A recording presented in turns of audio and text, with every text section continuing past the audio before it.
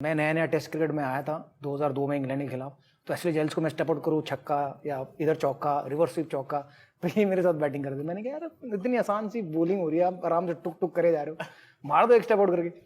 तो इन्होंने step out किया, वो बॉल टर्न हो गई और ये स्टंप आउट हो गए। और एक्चुअली बॉल घूम नहीं रही यार। मैंने कहा हाँ यार, मगर वो डाल भी तो रहा है, उधर ही डाल रहा है, बिल्कुल नेगेटिव लाइन डाले जा रहा था वो। तो बराबर वो एक बॉल वहां से ठक करके टर्न कीपर के हाथ में ले लो वीरू। एक बार स्टंप आउट हुए सर आपके बदौलत। बिल्कुल, टेस्ट मैच में एक बार रन आउट और एक बार स्टंप आउट मेरे साथ। वीरेंद्र सहवाग पहले से ही ऐसे थे? नहीं, पहले मुझे याद है कि जब वीरू टीम में आया था और उसको मैंने पहले तो बात नहीं करता था ज़्यादा मेरे साथ, तो मैंने कहा कि अरे ये ऐसे नहीं चल सकता, एक दूसरे के साथ बात करना है। अगर हम दोनों इकट्ठा बैटिंग कर रहे हैं तो at least I should make him comfortable. तो मैंने उसको वीरू को कहा वीरू यार चलो खाना खाने जाते हैं। खाना खाने को जाने के पहले मैंने पूछा क्या अच्छा लगता है तेरे को? तो पहले ही मुझे बोला पाजी मैं वेजिटेरियन हूँ। मतलब वेज क्यों? तो नहीं मेरे को घर से बोला गया था कि अगर चिकन खाओगे तो मोटा बन जाओगे। बोला अच्छा, अल्लाह मैं मोटा दिख रहा हूँ तेरे को, इतने सालों से मैं चिकन ही तो खा रहा हूँ। तो फिर उसके बाद वीरू को मैंने पूछा कि फिर जनरली तू खाता क्या है? तो नहीं घर का घी वगैरह वो सब कुछ, देसी घी पाजी बहुत अच्छा रहता है, कुछ नहीं फर्क पड़ता उससे। बोला अच्छा आ जाओ हम चिकन ट्राई करेंगे। और आस्ते आस्ते अभी वीरू चिकन खा रहे हैं। ये तो इनकी मतलब पहली मुझे डिनर पे ले गए वो मुलाकात थी। मेरी जो पहली मुलाकात थी सचिन तेंदुलकर के साथ भगवान क्रिकेट के, तो 92 वर्ल्ड कप से मैंने क्रिकेट देखनी शुरू करी। तो मैं टीवी में देखता था, कॉपी करता था कि मैं भी इनके जैसा बनूंगा, वैसा खेलूंगा। जब मैं पहली बार मिला इन्हें तो मेरे परसेप्शन ये था कि भाई जितना मैं इन्हें चाहता हूँ ये उतना ही मुझे भी चाहते हैं। तो मैं मिला इनसे, इन्होंने हाथ मिलाया और आगे निकल गए। तो मैंने कहा यार मैं तो इनकी मतलब पूजा टाइप करता हूँ, ये हाय जैसे इन्होंने हेलो किया और आगे चले गए। मुझे रियलाइज तब हुआ जब मैं प्लेयर बना और कुछ प्लेयर आए टीम में जो कहते थे कि भाई हमने आपको देख के क्रिकेट सीखी है। मैंने भी वही किया उनके साथ, हाथ मिलाया और मैं आगे चला गया। तब मुझे रियलाइज हुआ कि जब आप पहली बार किसी से मिलते हो तो ये जेस्चर होता है कि जब आप हाथ मिलाते हो हेलो हाय करते हो, जब तक आप किसी को जानते नहीं तो उसके करीब नहीं आते। तो इसलिए मैं बहुत शाय था जब आप शाय थे? अभी भी हूँ। ये रिकॉर्ड पे रखने बार वीरू शायद। क्योंकि मुझे बहुत क्रिकेटरों ने कहा है कि वीरेंद्र सहवाग की बात नहीं सुनना ये बहुत इंपॉर्टेंट है ड्रेसिंग रूम में, क्योंकि ये कुछ भी कह देते हैं उससे लोग इन्फ्लुएंस हो जाते हैं। अनिल कुंबले ने बताया कि एक बार अच्छा खासा मेरा 100 होने वाला था, मैं बैटिंग कर रहा था, उतने में सहवाग आ गए ड्रिंक्स इंटरवल में। उन्होंने क्या अनिल पाजी क्या कर रहे हो, मारो ना या फर्क नहीं पड़ता। अनिल कुंबले ने कहा मैंने बात उसकी सुन ली, next ball out. Sir century थी यार उनकी, एक तो कर दी उन्होंने यार ओवल पे और वो आई थिंक 100 रन डाइव मार के। बिल्कुल। एक्चुअली वीरू को ड्रेसिंग रूम में बहुत बकबक करता रहता था कि जो भी बाहर चालू है अरे ये करना चाहिए वो करना चाहिए वो करना। बेसिकली मैं क्या करता था, दूर से ड्रेसिंग रूम से वीरू उतनी देर एटलीस्ट मुंह बंद रहेगा। तो जब तुम्हें आज यहाँ पे देखा तो सोचा कि दोनों के लिए यहाँ नहीं जा सकते, एक यहाँ देना जरूरी है। साटे तू लक्की है, भगवान ने प्रसाद खुदा के दिया है और मुझे तो बहुत मिला है। 2011 में इन्होंने आपको मैच देखने नहीं दिया। फाइनल नहीं, हम लोग ऐसे बैठे थे जैसे ये बैठे हुए और जैसे तू बैठा, तो ये सामने बैठे थे, मेरा ऐसे था, तो मैं आके बैठा, मैं उठने लगा तो उन्होंने बैठा दिया, तो वो चौका लग गया। तो मैं बैठा रहा, थोड़ी देर बातें चलती रही, फिर उठने लगा तो फिर चौका लग गया। तो उन्होंने कहा अब तू यहीं बैठा रहेगा, उठेगा नहीं। ऐसे ऐसे ऐसे बैठे थे सामने, जैसे ये बक्सा इसको खोल दो, ड्रेस इनका कॉफिन था, उसमें भगवानों की तस्वीर थी, तो ऐसे ही बैठे थे। तो फाइनली बीच में क्या हुआ कि MS धोनी आए और उस टाइम में शायद विराट कोहली और वो बैठे थे गौतम।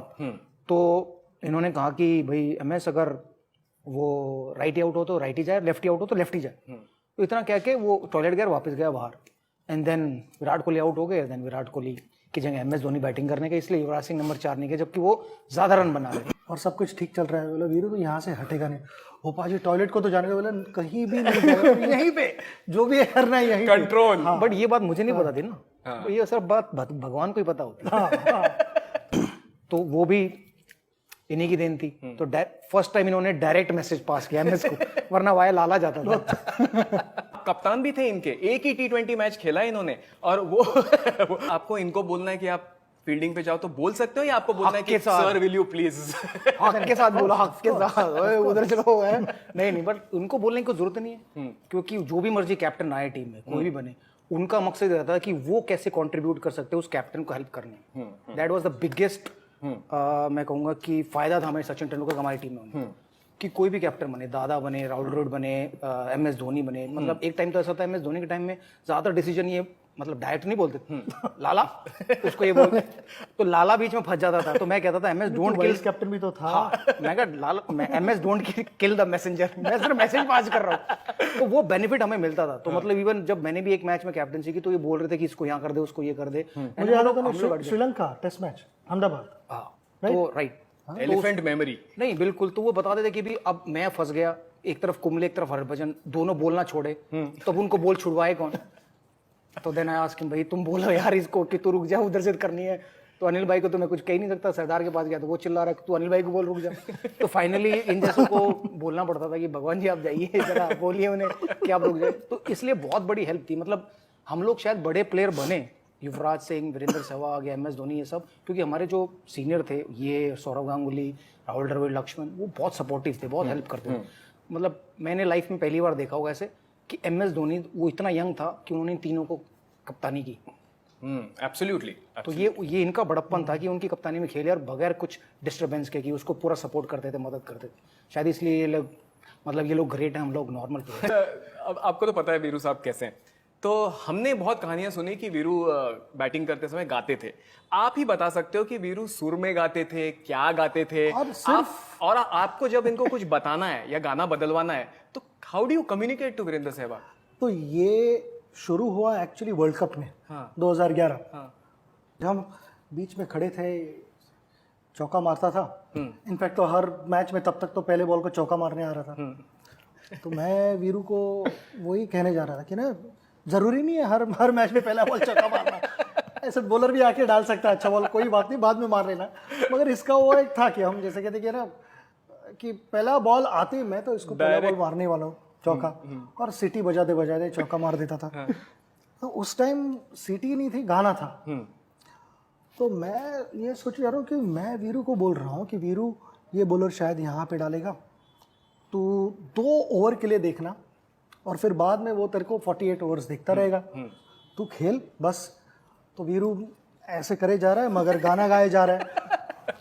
बहुत 3, 4, 5 ओवर ऐसे निकल गए। मैंने ये क्या चल रहा है, अभी तो रोक रहे तो तेरे को मैं एक दूंगा। so, फिर भी वो कह रहा ऐसे, फिर उसमें उसने जल्दी में मुझे बताया, नहीं पाजी अगर गाना चुप कर रहा हूँ ना तो उसमें बहुत ख्याल आ रहे हैं, मेरा दिमाग एक जगह नहीं है, इधर उधर भटक रहा है, उसको मैं बिजी रखने के लिए गाना गा रहा हूँ। हाँ। तो फिर मैंने कहा कि एटलीस्ट बता तो क्या दिमाग में चल रहा है तेरे, मुझे बता, फिर हम खेलेंगे उस हिसाब से। मुझे लग रहा था कि मैं बहुत तेज खेल रहा हूँ, कि मैं स्कोर बोर्ड नहीं दे रहा था। सडनली 5-6 ओवर के बाद मेरी स्कोर बोर्ड पर नजर पड़ी, 10 बॉल 28 के करीब रन, मेरे 20 बॉल 22 रन। तो मैंने कहा यार ये तो उल्टा हो रहा है, तो मतलब सहवाग तो ये है, मैं सचिन बन गया।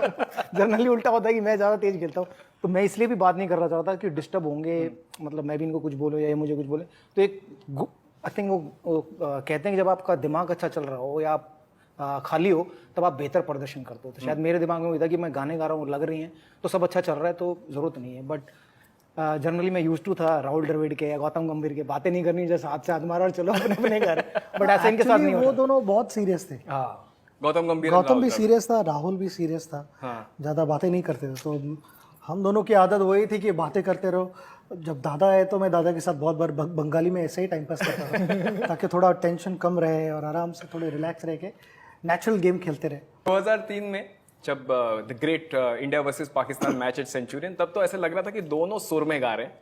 रफ़ी और किशोर कुमार का काम हो रहा है वहां पे, और ऐसे लग रहा था फर्स्ट 2 ओवर में कि आपको फर्स्ट 2 ओवर में ही मैच जितानी है।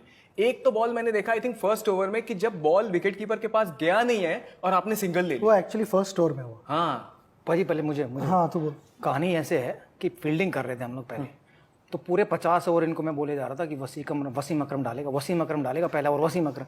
और मैं इतना खराब था लेफ्ट आर्म फास्ट बॉलर पे कि मैं पहली बॉल पे चमिंडा वास को आउट हुआ, ब्रैकन को आउट हुआ, मतलब जितने भी लेफ्ट आर्म फास्ट बॉलर थे सबको आउट हुआ। तो मैं इनको पटाए जा रहा था 50 ओवर, और ये कह रहे थे नहीं मेरा नंबर 2 है, मैं 2 पे ही रहूँगा। फिर उसका लंच हुआ, लंच में इनके पीछे पीछे जा रहा हूँ, मैंने कहा यार प्लीज स्ट्राइक, नहीं जी मेरा नंबर 2 है। फाइनली रस्सी क्रॉस की, मैंने कहा यार अब तो ले लो स्ट्राइक, नहीं 30 यार्ड सर्कल पे पहुंचे, नहीं, फिर सडनली सीधे चले गए स्ट्राइक लेने। वसीम अकरम। वाह, तो मेरे साथ इतना पूरा टाइम खेले, मैं सोचता रहा यार मेरे साथ खेल रहे थे इतनी देर से। थोड़ा टाइम पास चल रहा है, सिर्फ अकेले को लाइसेंस नहीं मिलना चाहिए ना टाइम पास करने का। तो मेरी घबराहट तब थोड़ी दूर हुई, हल्का हुआ मैं। पहली बॉल पे सिंगल ले लिया, दूसरी बॉल पे बेस्ट स्ट्राइक पे वसीम अकरम।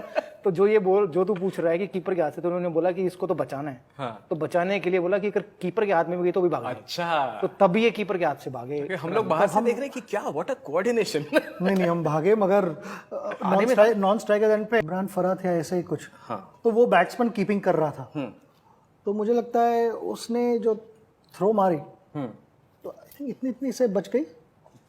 अगर ऑलमोस्ट स्टंप को लग जाता था तो आउट, डायरेक्ट हिट पे आउट। इतना बाहर था वीरू। बट वसीम अकरम का आउट होने से अच्छा तो रन आउट हो जाऊं।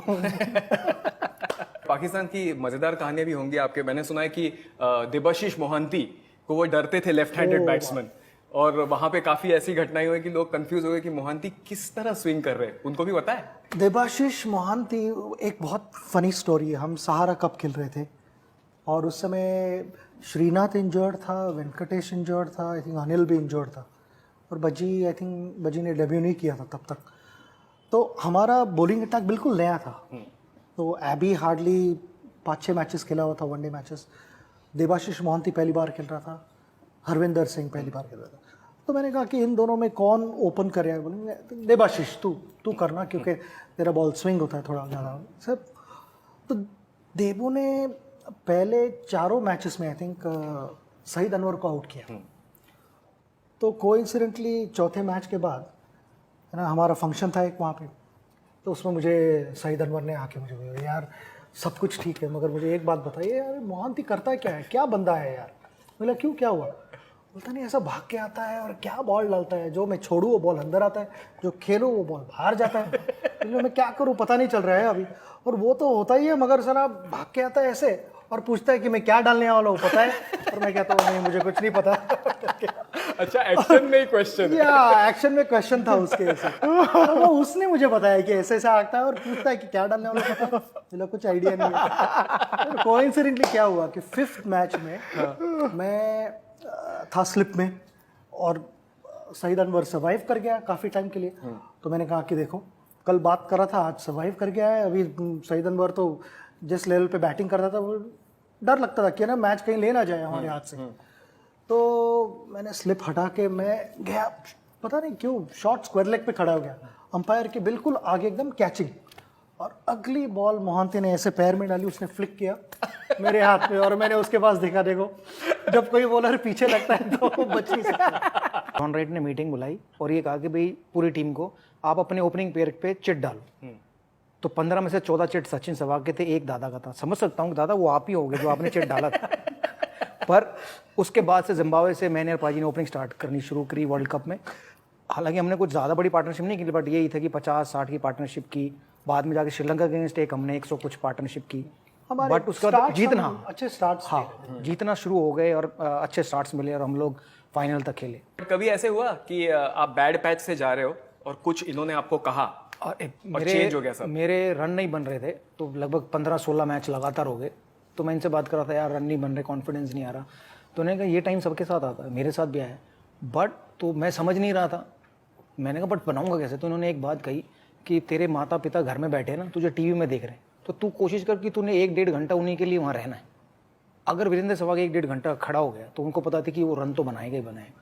तो इनडायरेक्टली ये कहा कि भाई फैमिली के लिए वहाँ खड़ा हो जा, ताकि तेरे रन अपने आप बन जाएंगे। तो ये सोच, तो उन्हें तेरी शक्ल दिखाते रहना 1-1.5 घंटा। क्या बात! अगर वो 1-1.5 घंटा टाइम निकाल दिया किसी भी बैट्समैन ने, जो कि आज मैं अपने मेंटरशिप में प्लेयरों को यही बातें बोलता हूँ कि अगर आपने वो 1 घंटा निकाल दिया तो आपका जो सर्वाइवल टाइम है तो चला गया, उसके बाद तो रन बनने ही बनने। इसके रॉयल्टी दे रहे हो आप इनको? उस दिन भी रन नहीं बने।